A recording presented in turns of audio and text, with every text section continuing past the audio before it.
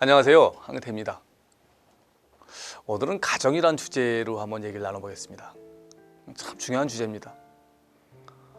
여러분들의 가정은 어떤가요? 따뜻함과 애정이 흘러넘치나요? 집보다는 바깥 생활에 바빠 집안은 소홀히 하나요? 가족들끼리 밥은 자주 먹나요?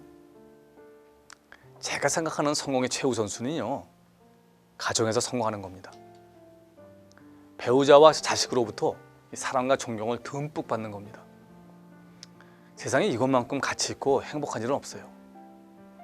또 이런 사랑은 세상의 그 무엇과도 교환이 불가능합니다. 하지만 제 주변에는요, 아주 유명하고 사회적으로도 잘 나가지만 가정은 시베리아 벌판 같은 사람이 많이 있습니다. 가정에서 거의 왕따를 당하는 사람도 많이 있어요. 그러다 보니 더욱 가정에 마음을 못 붙입니다. 그냥 밖으로 나돌아다닙니다. 가정에서 성공한 사람이 제일 행복한 사람입니다. 이를 위해서는 우선 배우자와 관계가 좋아야 합니다. 저는요, 제 친구들 중에 기러기 아빠들은 첫눈에 알아봅니다. 보면 알 수 있어요.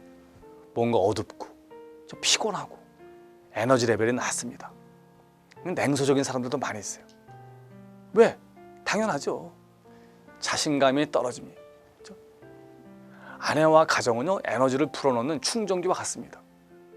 아내와 사이가 안 좋거나 떨어져 오래 지내는 사람들은요, 활기차게 지내는 게 쉽지 않습니다. 그래서 저는 기러기 아빠를 볼 때마다 안쓰러운 마음이 듭니다. 나름대로 사정이 있겠지만 도대체 무슨 부귀영화를 누리겠다고 부부가 저렇게 생이별을 하면서 지내는 걸까? 애들 교육이 부부의 삶보다 더 중요할까? 그래서 돌아오는 대가가 과연 무엇일까?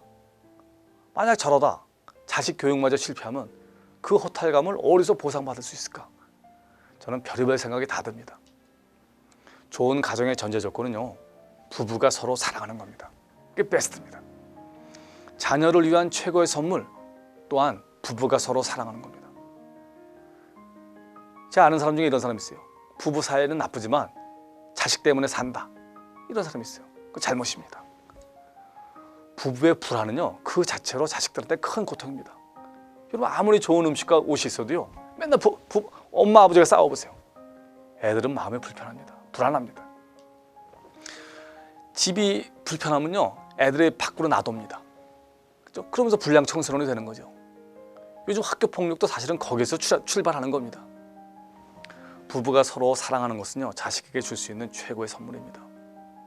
부부가 사랑한다면 아이들은 그 어디에서도 찾을 수 없는 마음의 평안과 행복감을 느낍니다. 행복한 가정들은 모두 비슷하다. 불행한 가정은 모두 나름 이유로 불행하다. 톨스토이가 한 유명한 말입니다. 톨스토이 자신이 불행한 가정생활을 했죠. 그렇기 때문에 아마 이런 말을 했을 겁니다. 제가 생각하는 행복한 가정은 이렇습니다. 우선 구성원들이 집에 있는 것을 좋아해야 합니다. 같이 있을 때 자주 웃고 농담하고 재미있어야 합니다. 긴장을 풀 수 있어야 합니다. 서로에게 너그러워야 합니다. 어려움도 함께 할 수 있어야 합니다. 서로를 바꾸려고 노력하기보다는 있는 그대로의 모습을 좋아하고 인정해야 합니다. 위아래를 따지지 않고 친구같이 편해야 합니다.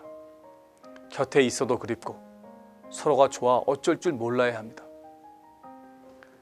밖에선 성공했지만 집안에서 대접 못 받는 사람이 참 많습니다. 밖에선 폼을 잡지만요, 집에 들어오는 순간 작아지는 사람도 참 많습니다. 제가 볼 때 성공은요, 균형의 문제입니다. 균형. 삶의 균형은 가족에서 시작됩니다. 그 어떤 성공도 가정에서의 실패를 보장하지 못합니다. 영국의 대처 수상 아시죠? 철의 수상. 쌍둥이 딸을 갖고 있었습니다. 한 번은 쌍둥이 딸 중 하나가 방 2칸짜리 집으로 이사를 하게 됐습니다. 그러자 세상에서 가장 바쁜 수상 어머니는 딸의 집을 찾아가 의자를 놓고 올라가서 손수 도배를 해주고 페인트 칠을 해줬습니다. 그리고 다음과 같은 말을 했습니다.